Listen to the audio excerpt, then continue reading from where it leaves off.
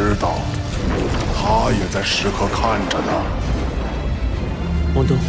100-тысячелетние кольца Хуэйхао лишь недавно вызвали шок у всей публики. Так теперь Сюй Санши в одиночку победил команду противников. Хотя у него всего 4 духовных кольца, но его сила и способности действительно выдающиеся. Его и Бэйбэя можно считать сильнейшими учениками внешнего отдела Академии Шрека. Им прямой путь во внутреннюю часть Академии. Победить Академию механиков Облачного Ло было, на первый взгляд, легко. Первые 2 победы вообще были довольно забавные. Сюй Санши тот еще хитрец. Навыком замена сущности он обхитрил толстяка. Но вот командир этой команды механиков – сильный мастер. Однако он больше полагается на духовные инструменты. Кажется, его механическое оружие и броня были даже чересчур помпезные. Против сильного боевого духа никакие инструменты не помогут. Все же хочется больше видеть навыки мастера, чем просто использование духовных проводников. Ведь существуют такие интересные и разнообразные способности мастеров. Как мы говорили ранее, Хуэйхао с товарищами разгадали тайну Джоуи. Она скрывала истинную силу команд других академий. Да, их будущие противники довольно сильны, и им больше не удастся победить так легко, как раньше. Ведь среди них мастера с 5 кольцами, но не все так плохо.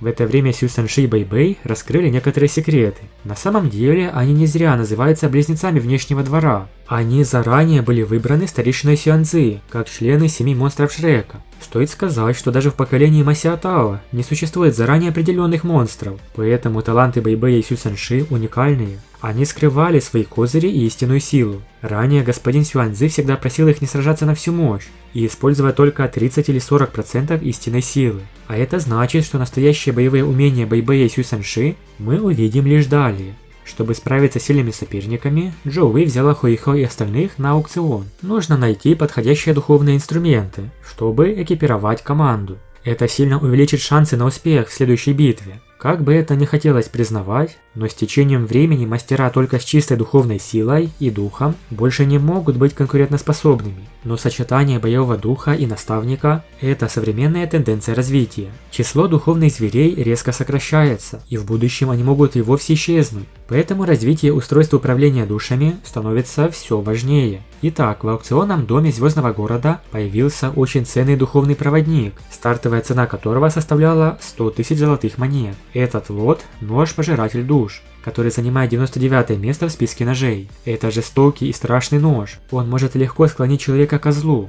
У него было 37 владельцев, каждый из которых трагически погиб. Однако с помощью электролюкса Хуэйхао может полностью игнорировать злую силу пожирающего души ножа и легко управлять этим смертоносным оружием. Вернувшись с аукциона, Хуэйхао заглянул к Ван Дуну. Тот был очень обеспокоен и взволнован. Дело в том, что в его разуме как будто было другое сознание, которое отвергало использование духовных инструментов. Ван Дун бы и не против использовать духовные проводники, но внутри него есть какой-то запрет. В итоге Хуэйхао с согласия Ван Дуна вошел в его духовное море. Однако Хуэйхао чуть не погиб из-за того, что он там обнаружил. В духовном море Ван Дуна находится божественное сознание Тансана, превосходящее электролюкса. Если бы ледяной шелкопряд не отреагировал вовремя, Хуэйхао был бы уничтожен и ментально, и физически. Мы все знаем, что Ван Дун – это замаскированная Танутун, дочь короля бога Тансана. След сознания уровня короля бога уже давно находится в ее духовном море, запечатывая ее сознание для защиты от вреда. Практически никто не может попасть внутрь духовного моря Ван Дуна,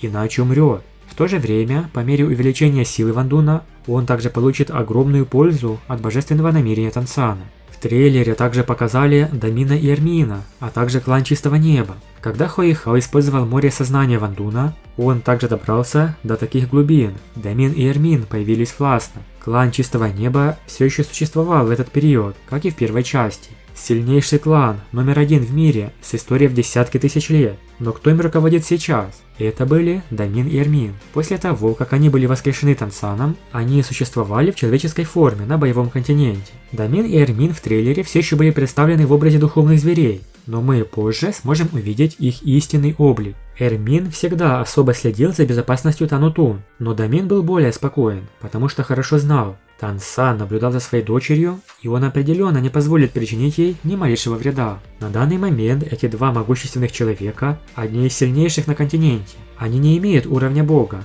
иначе им придется покинуть человеческий мир, но определенно они в одном шаге от этой силы. Что ж, нас ожидает крайне интересная серия. Напишите в комментариях, ждете ли вы появления легендарных Домина и Эрмина. Подписывайтесь на канал и всем пока!